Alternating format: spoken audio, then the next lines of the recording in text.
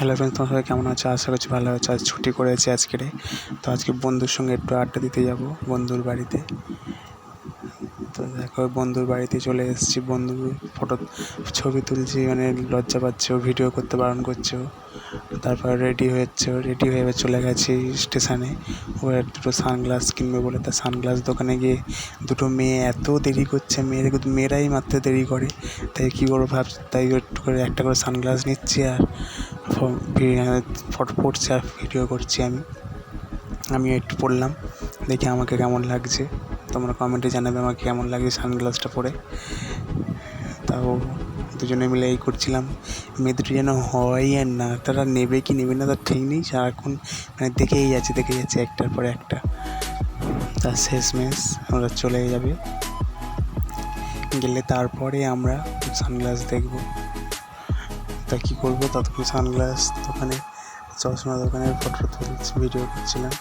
আর আমার এই বন্ধুটা কেউ একটু দেখাচ্ছিলাম তোমাদেরকে। দেখো আমার এই সানগ্লাসটা পরে কেমন লাগছে, গরমেতে ঘেমে যাচ্ছে।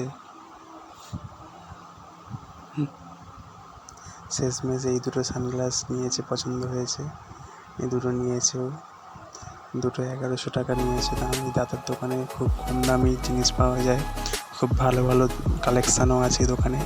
এই দোকানের নাম পুষ্পা অপটিক্যাল সেন্টার। তো এখানে যদি তোমরা মথুরাপুরের আশেপাশে কেউ থেকে থাকো, এই দোকানে আসবে চশমার জন্য।